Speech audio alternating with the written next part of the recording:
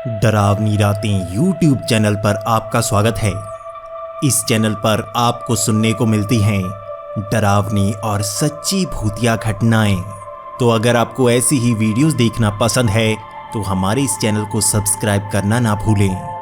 तो अब बढ़ते हैं हमारी आज की कहानी की ओर।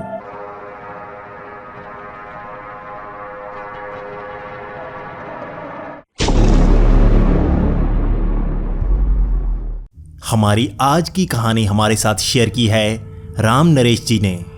राम नरेश जी, आपका बहुत बहुत धन्यवाद। तो अब इस कहानी को सुनते हैं राम नरेश जी की जुबानी। हेलो दोस्तों, मेरा नाम राम नरेश है और ये मेरे साथ घटी एक सच्ची घटना है। ये बात 2 साल पुरानी है। तब मैं किसी काम से हरिद्वार जा रहा था। क्योंकि मेरा काम बहुत ही सुबह था, इसलिए मैं रात की ट्रेन पकड़कर हरिद्वार जा रहा था। काफ़ी अंधेरा हो चुका था और मैंने ट्रेन स्टेशन से पानी की एक बोतल ली और मैं ट्रेन के अंदर बैठ गया। यहाँ मेरे सामने वाली सीट पर एक आदमी पहले से ही लेटा हुआ था और मैं उसके सामने आकर बैठ गया था। मैं काफ़ी देर ये सोच रहा था कि मेरा कितना समय लगने वाला है और यहाँ पर कोई बात करने वाला भी नहीं है। वैसे भी मैं कई बार ट्रेन से सफ़र कर चुका था और मेरे मन में ट्रेन में आने वाले चोरों की खबरें घूम रही थी। मैं सोच रहा था कि कहीं मेरी नींद लग गई और मेरा सामान चोरी भी हो सकता है। उस वक्त मैं खास काम के लिए जा रहा था, इसीलिए मेरे पास काफ़ी कीमती चीज़ें थी और मैं उसे गंवाना नहीं चाहता था। यही कारण था कि मैं उस पूरी रात सोना नहीं चाहता था। मैं काफ़ी देर तक यही सोच रहा था कि यहाँ पर कोई ना कोई बात करने के लिए मिल जाए तो बड़ी ही आसानी हो जाएगी। लेकिन सामने वाली सीट वाला सीट पर ही सोया हुआ था और ये मेरे लिए परेशानी वाली बात थी।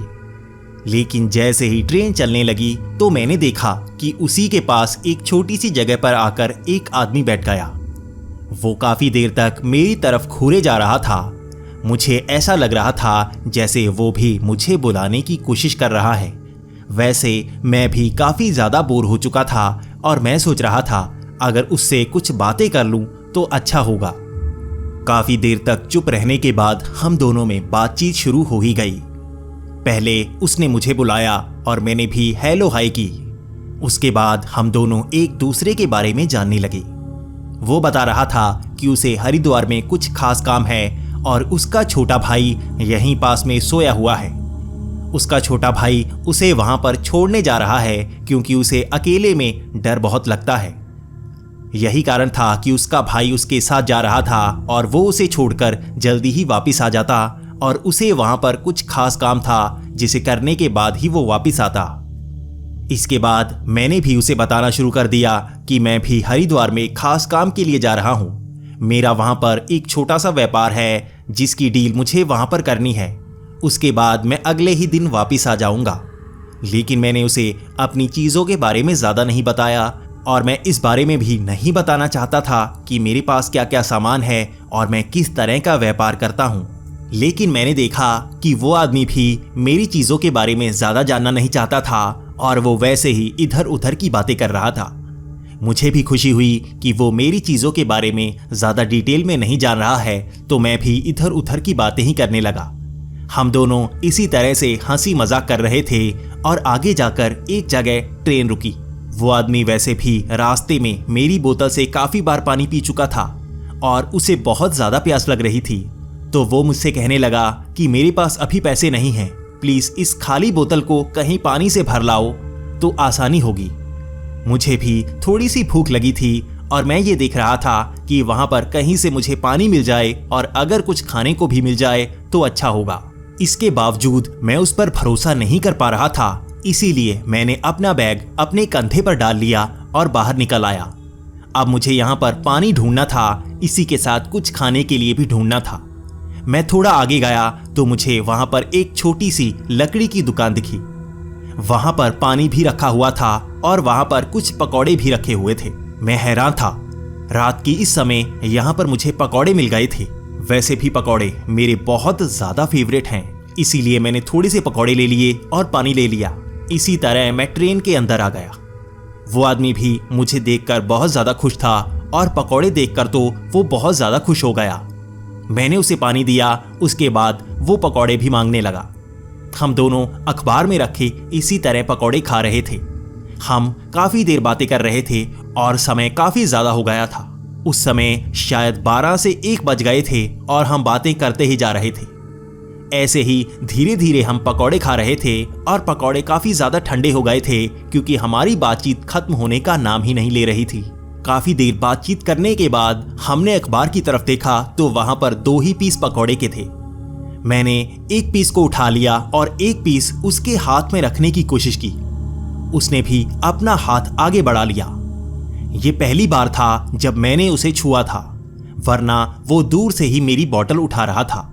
लेकिन मैंने जैसे ही एक पीस को उसके हाथ में रखा, मेरा हाथ उसके हाथ को छुआ होगा।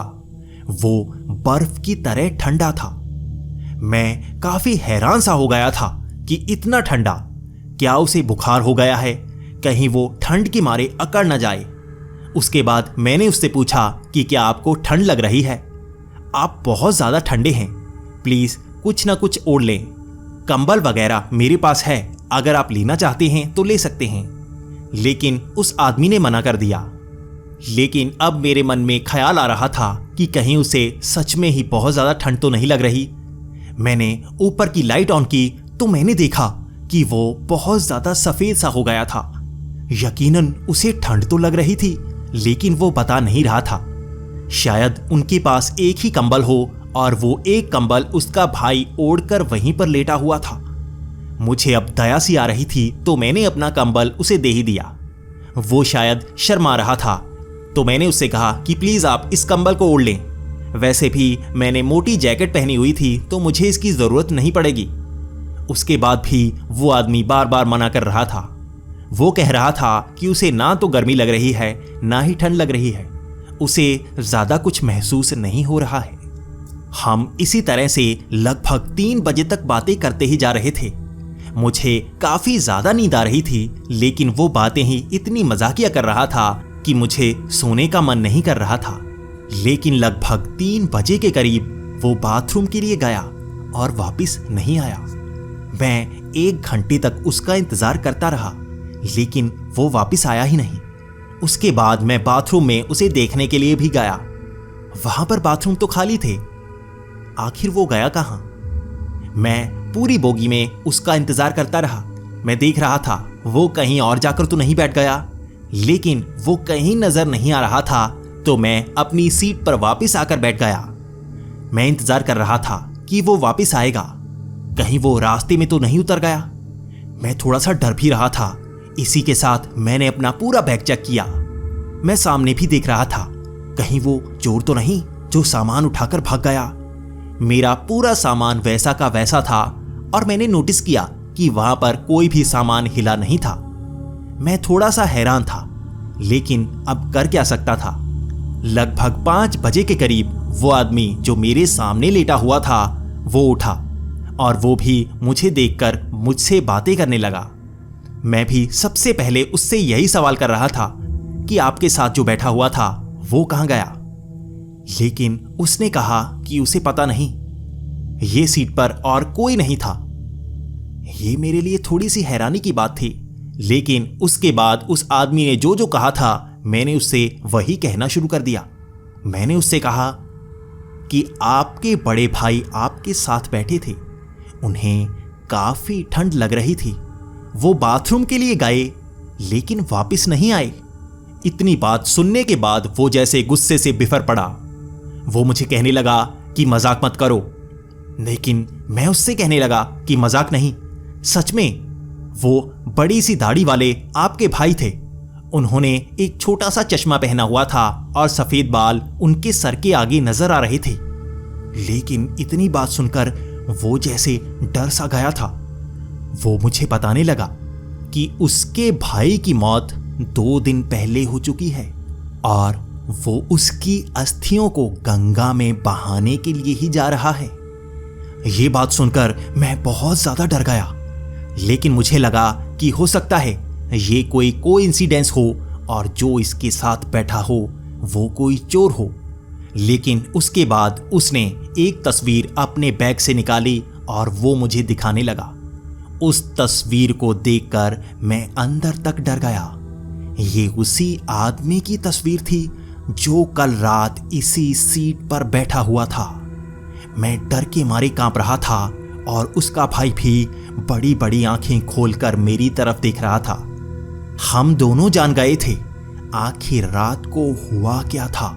लेकिन अभी सुबह हो चुकी थी और उसने अपनी अस्थियों का लोटा मुझे दिखाया और वो आगे बढ़ गया। मैं भी उस रात की इस घटना को आज तक भूल नहीं पाया हूं। हो सकता है कि ये किसी तरह का भ्रम हो, लेकिन मैं इसे भूल नहीं पा रहा हूं क्योंकि ऐसे भ्रम भूले नहीं जाते। आप इसके बारे में क्या कहना चाहोगे प्लीज़ कमेंट्स में ज़रूर बताएं। मैं इसकी हर कमेंट को पढ़ने की कोशिश करूंगा। अगर आपके साथ भी कुछ ऐसा हुआ है तो उसे भी आप बताना ना भूलें।